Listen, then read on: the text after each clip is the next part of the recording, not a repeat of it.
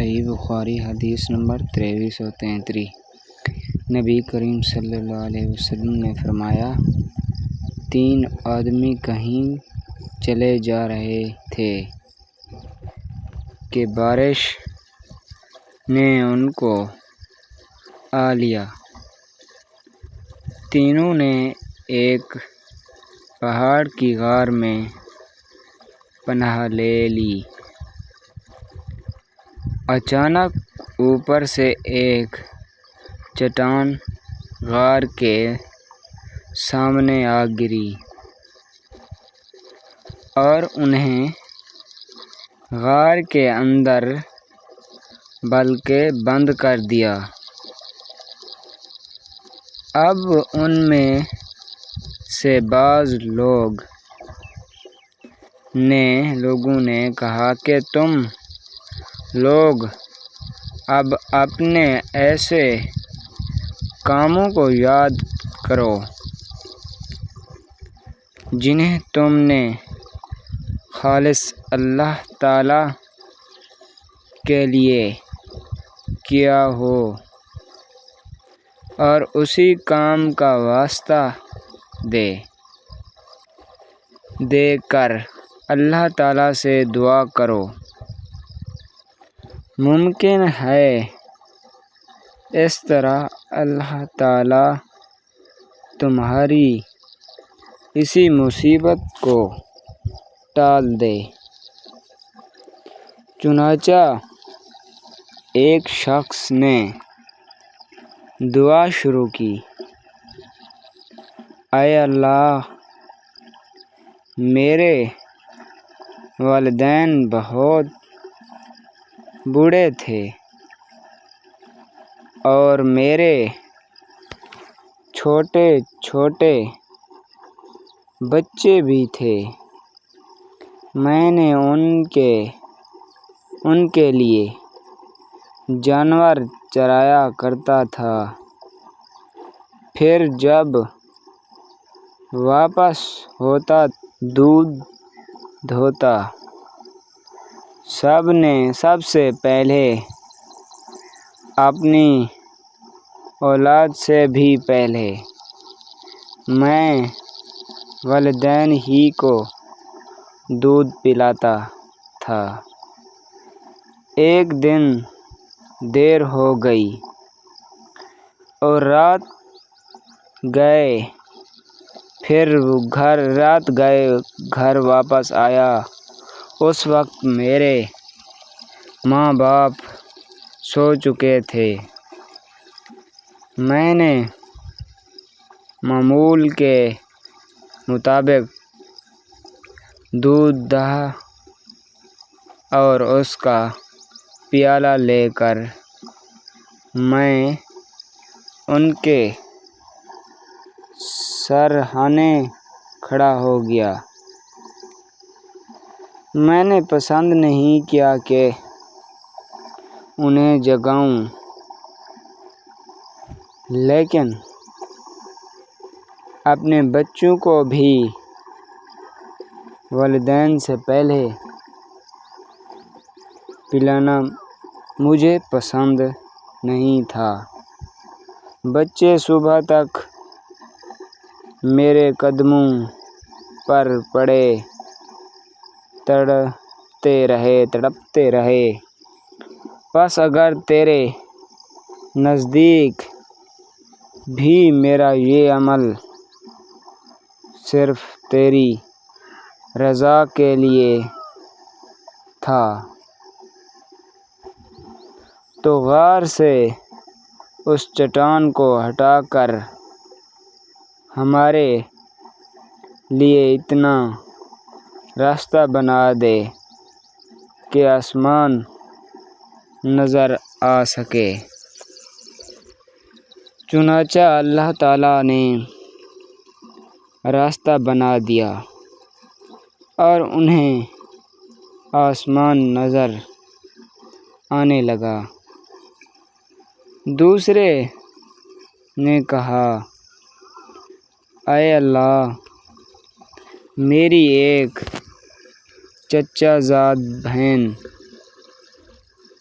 تھی۔ مرد عورتوں سے جس طرح کی انتہائی محبت کر سکتے ہیں، مجھے اس سے اتنی ہی محبت تھی۔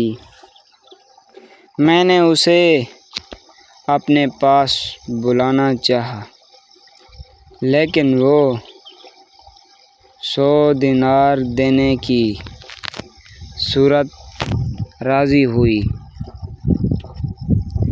میں نے کوشش کی اور وہ رقم جمع کی۔ پھر جب میں اس کے دونوں پاؤں کے درمیان بیٹھ گیا